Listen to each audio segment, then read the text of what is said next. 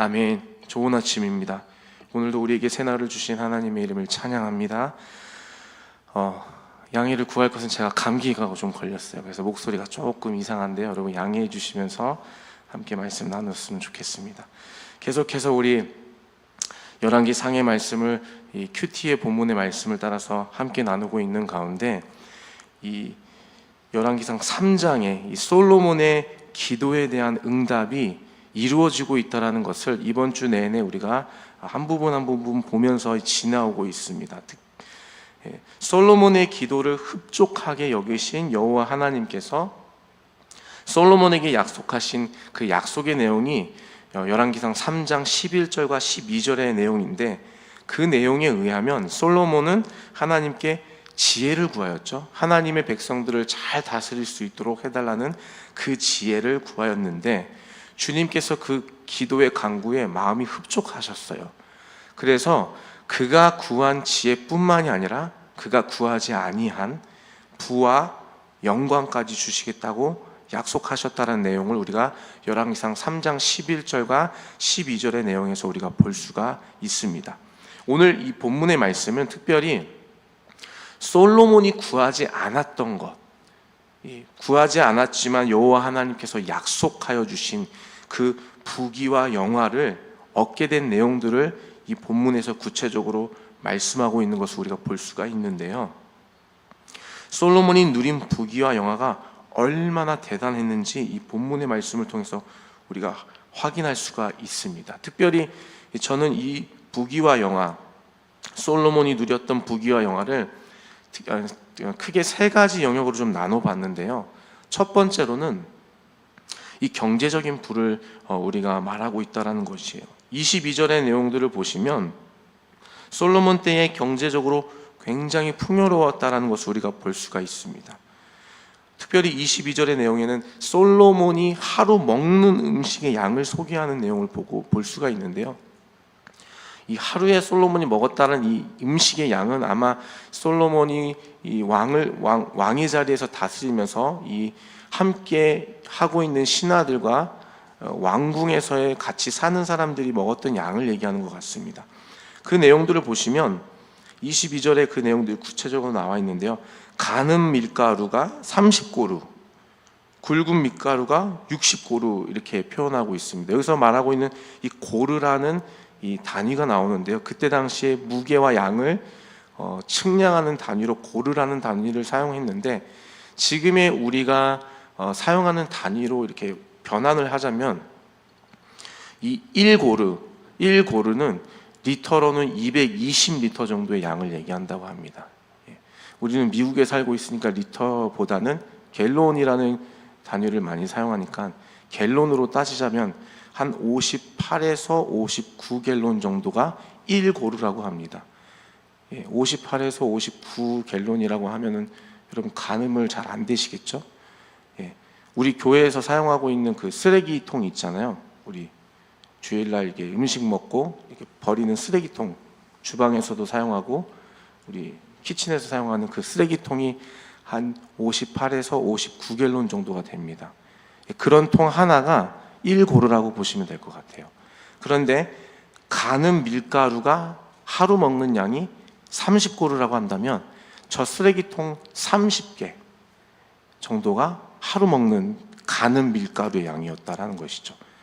가는 밀가루만 먹었나요?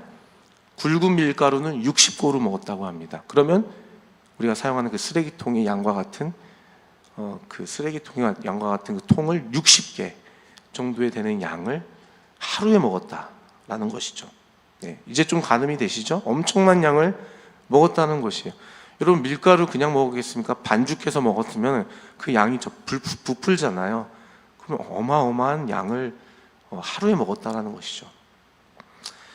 밀가루뿐만이 아니죠. 살찐 소 10마리, 조장의 소 20마리, 양 100마리, 그 외에 숫사슴, 노루, 암사슴, 살찐 새 등과 같은 육고기도 먹었는데 이렇게 많은 양을 하루에 먹었다는 것이죠. 그러니까 솔로몬 당시에 어마어마하게 많은 음식의 양을 소비했다는 것은 그가 다스리는 이 왕궁의 왕궁의 사람들의 수가 엄청났다는 것을 또 의미할 뿐만이 아니라 그 양을 매일매일 조달할 수 있는 이 경제적으로 풍부했다는 것을 말씀하고 있는 것이죠.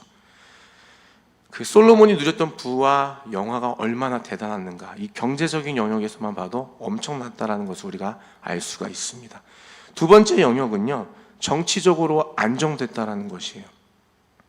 21절 말씀에 의하면 솔로몬이 다스리는 영토와 지경을 얘기해 주고 있습니다. 21절 말씀 한번 같이 읽어볼까요? 21절입니다. 같이 읽어보겠습니다. 시작. 솔로몬이 그 강에서부터 블레셋 사람의 땅에 이르기까지와 애굽 지경에 미치기까지의 모든 나라를 다스림으로 솔로몬이 사는 동안에 그 나라들이 조공을 바쳐 섬겼더라. 아멘. 이 말씀에 의하면 그 강에서부터 블레셋 사람의 땅에 이르기와 애굽의 지경에 이르기까지라는 이 지경이 나옵니다.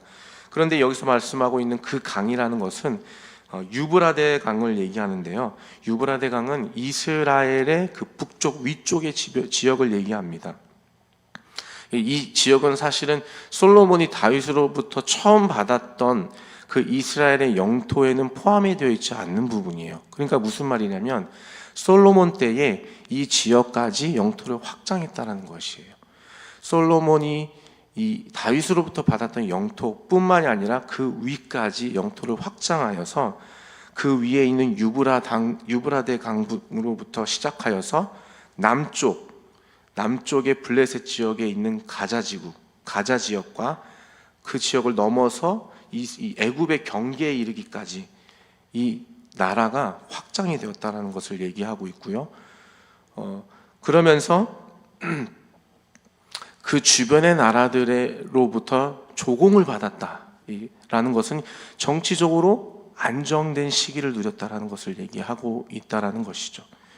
특별히 이 유브라데 강부터 애굽의 지경에 이르기까지의 이 지경, 이 이스라엘의 영토를 이 말씀하고 있는 이 부분에는 우리가 한 가지 기억해야 될 것이 하나 있는데요. 그것은 무엇이냐면 이 창세기 15장 18절에 의하면 하나님께서 아브라함에게 약속의 땅을 얘기하시면서 내가 이 지역을 너에게 주겠다라고 말씀하시면서 약속하신 내용이 있는데 그 내용이 바로 이 지역과 일맥상통하는 내용입니다. 그래서 창세기 15장 18절의 말씀을 보시면 제가 읽어드릴 텐데 이렇게 말씀하고 있습니다. 그날에 여호와께서 아브라함과 더불어 언약을 세워 이르시되 내가 이 땅을 애굽 강에서부터 그 큰 강 유브라데까지 네 자손에게 주노니 이렇게 말씀하고 계세요.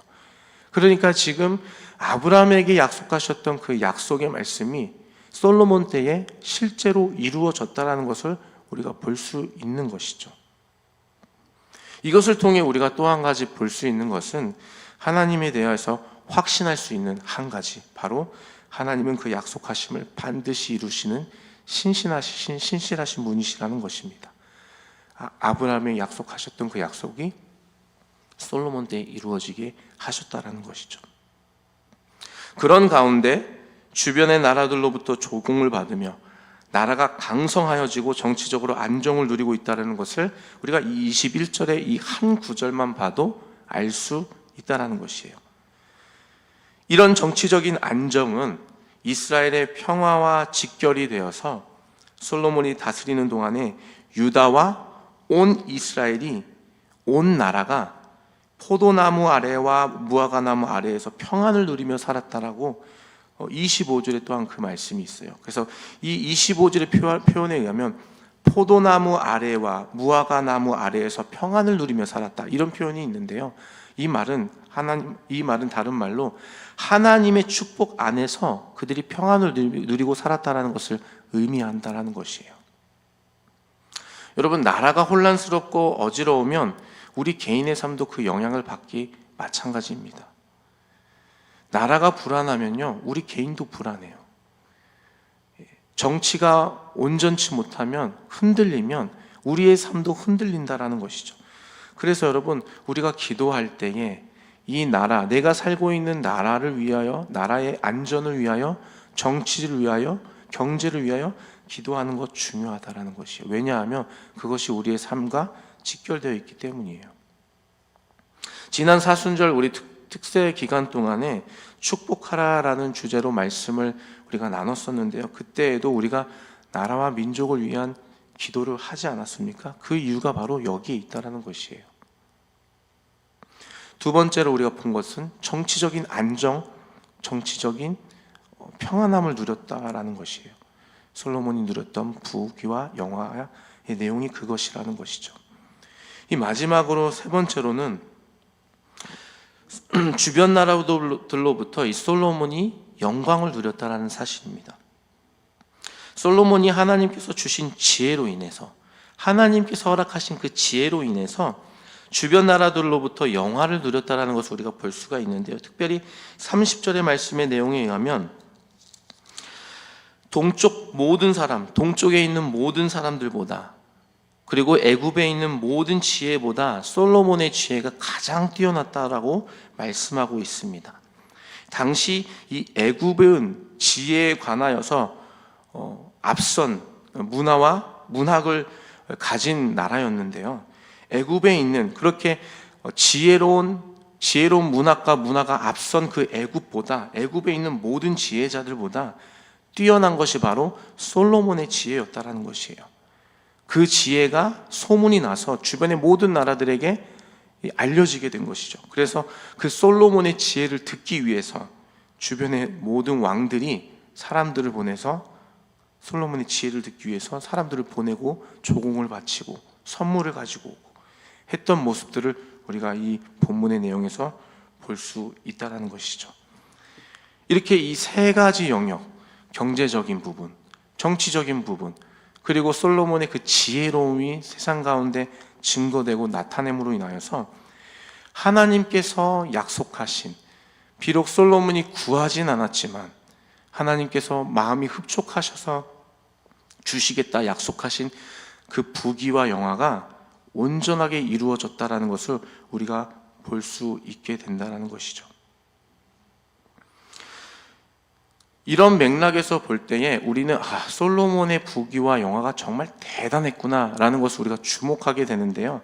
사실 우리가 주목해야 할 것은 그 부귀와 영화가 정말 대단했다라는 것도 중요하겠지만 그 이면에 어떻게 했길래 솔로몬이 이 부귀와 영화를 누렸을까에 대한 우리가 궁금증을 던지지 않을 수가 없는 것 같아요. 우리가 잘 알고 있듯이 이 부귀와 영화를 누린 데에 있어서는 이 솔로몬이 하나님께 드렸던 기도의 내용을 우리가 다시금 살펴보지 않을 수가 없는 것 같습니다. 하나님을 흡족하게 한 그 기도로 인한 결과라는 것을 우리가 주목하지 않을 수가 없다는 것이에요. 결국 우리가 주목해야 할 것은 솔로몬 그가 어떠한 마음과 자세로 어떻게 하나님 앞에 나아갔길래, 어떠한 기도를 주님께 드렸길래 이 하나님께서 허락하신 이 엄청나고 대단한 부귀와 영화를 누릴 수 있었을까? 이것을 우리가 주목해야 된다는 것이죠. 이번 주 새벽 내내 우리가 이 말씀을 나누고 있는데요. 여러분, 먼저 그의 나라와 그의 의를 구하는 기도, 그것이 바로 원리라는 것이에요. 이러한 기도가, 이러한 간구가 하나님의 마음을 흡족하게 하는 기도와 간구라는 것이죠. 이러한 마음과 자세로 주님 앞에 기도할 때에 주님은 우리가 구하지 않은 것까지 응답해 주신다는 것이에요. 하나님의 전적인 도우심과 하나님의 함께하심을 누리는 기도가 바로 주님 앞에 먼저 그의 나라와 그의 의를 구하는 기도라는 것을 사실 이번 새벽 내내 주님이 우리에게 말씀해 주고 계시는 것 같습니다. 사실 우리가 기도할 때는 우리 삶에 해결되지 않는 문제들이 있을 때 기도를 하는 것 같아요. 경제적인 문제나 어떠한 관계의 문제, 해결이 되지 않는, 내 힘으로 해결되지 않는 문제들이 있을 때 우리가 사실 그 문제들을 가지고 주님 앞에 기도할 때가 참 많은 것 같습니다. 그 문제를 놓고 하나님께 간구하죠. 하나님, 주님의 도우심을 구합니다. 때로는 하나님 앞에 때를 쓰며 구하기도 합니다. 그러다가 하나님과 딜하기도 하죠. 하나님, 이거 기도 응답해 주시면 제가 이렇게 주님을 섬기겠습니다. 이렇게 하나님과 딜을 하기도 하는 기도를 할 때도 있죠. 그런데 여러분, 사실 하나님의 마음을 흡족하게 하는 기도가 기도의 응답을 받는 비결이라는 것이에요. 뭐 비결이라는 게 뭐 대단한 게 아니라 주님의 마음에 흡족하면 그게 기도 응답 받는 방법이라는 거예요.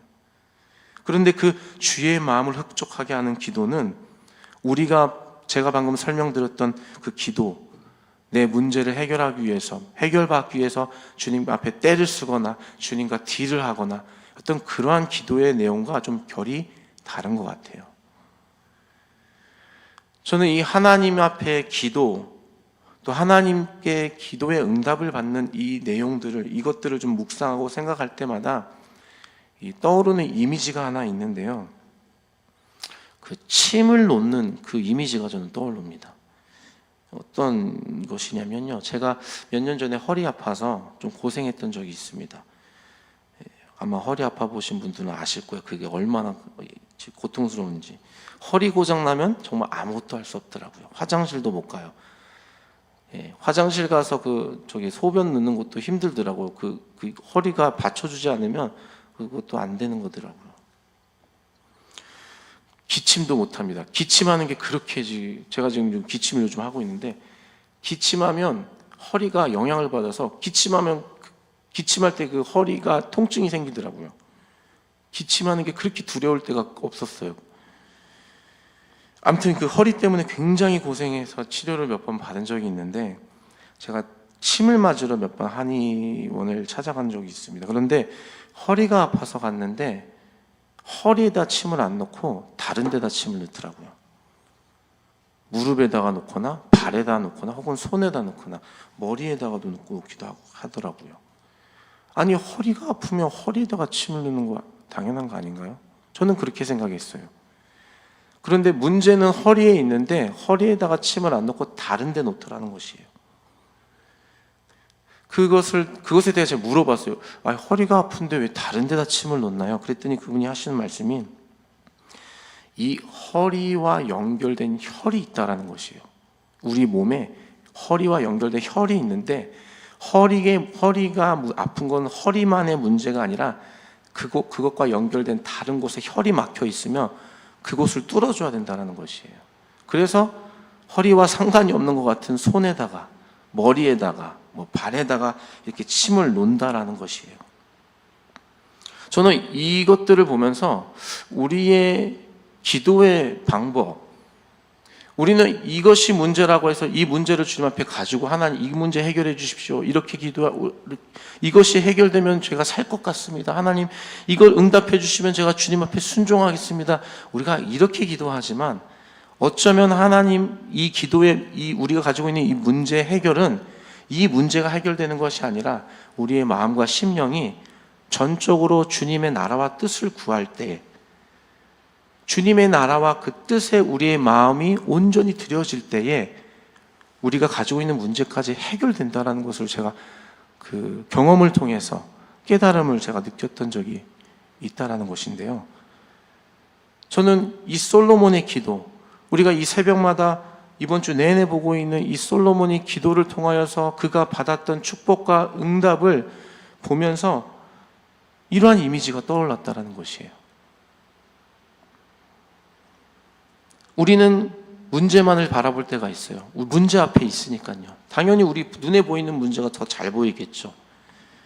그래서 그 문제 해결을 해주시기를 우린 기도합니다. 그런데 사실 하나님께서는 그 문제 우리보다 더 잘 알고 계시는 것 같아요. 우리가 그것 때문에 어려워하고 있고 근심하고 있고 염려하고 있다는 것, 주님은 무엇보다도 더 잘 알고 계신다라는 것이에요. 그리고 그 주님은 그 문제를 해결하실 능력도 있으신 분이신 것 같아요. 그래서 우리가 주님 앞에 기도할 때 그 문제를 위해서 기도하지만 그 문제 해결은 하나님 이걸 해결해 주십시오가 아니라 하나님 제가 주님의 나라와 주님의 뜻을 구합니다. 우리가 이러한 마음으로 주의 나라와 뜻을 구하는 기도로 나아갈 때에 주님께서 이 문제도 해결해 주신다라는 사실을 우리가 믿음으로 받으시기를 주님의 이름으로 축복합니다. 비록 우리의 삶에 경제적인 문제가 있습니다. 비록 우리의 삶에 해결되지 않는 어떠한 문제들이 있습니다. 그래서 우리는 그것을 가지고 기도하지요. 네, 그것을 가지고 기도하는 것 당연합니다. 마땅합니다. 그런데 여러분, 기도의 내용을 조금만 한번 주님의 말씀대로 한번 바꿔보십시오. 주님, 주의 나라, 주의 뜻을 먼저 구합니다. 주님의 나라 영광을 먼저 구합니다. 그렇게 솔로몬처럼 기도했을 때에 하나님께서 우리의 모든 상황을 아시는 주님께서 우리가 구하지 않았던 것까지도 응답해 주신다라는 사실을 우리가 이 새벽의 말씀들을 통해서 믿음으로 받아야 된다는 것이죠. 먼저 그의 나라와 의를 구하면 이 모든 것을 더하시겠다라는 이 말씀을 여러분 우리가 온전히 신뢰한다면 오늘부터 우리의 기도의 내용이 우리의 문제를 위한 기도가 아니라 하나님 나라와 뜻을 위한 기도로 전환될 수밖에 없다라는 것이죠. 여러분 혹시 삶에 해결되지 않는 문제 때문에 기도하고 계신가요? 주님께서 이미 그 마음에 그 삶의 필요를 알고 계실 것입니다. 문제는 이제는 그것을 십자가 앞에 내려놓으시고요. 그 문제 해결을 위한 기도가 아니라 주님의 나라와 뜻을 구하며 그분의 영광을, 그분의 이름을 찬양하며 한번 기도해 보십시오. 우리가 배운 말씀대로 한번 적용해 보자는 거예요. 그렇게 주님의 마음을 흡족하게 하는 기도를 주님께 한번 드려보십시오.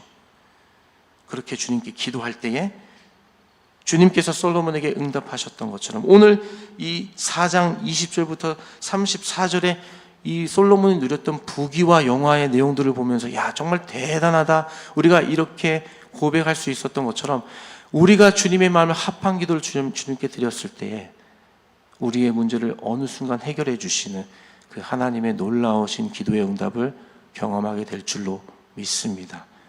우리가 구하지 않은 것까지 응답해 주시는 주님, 그 기도의 원리는 바로 먼저 그의 나라와 그의 의를 구한 기도였다라는 것.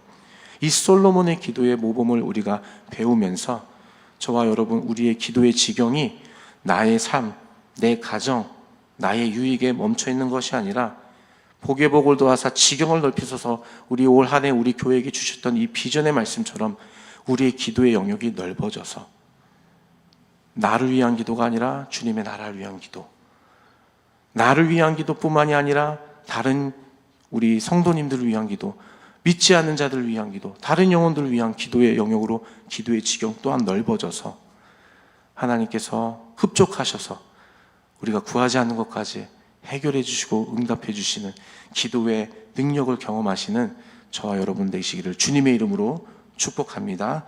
아멘.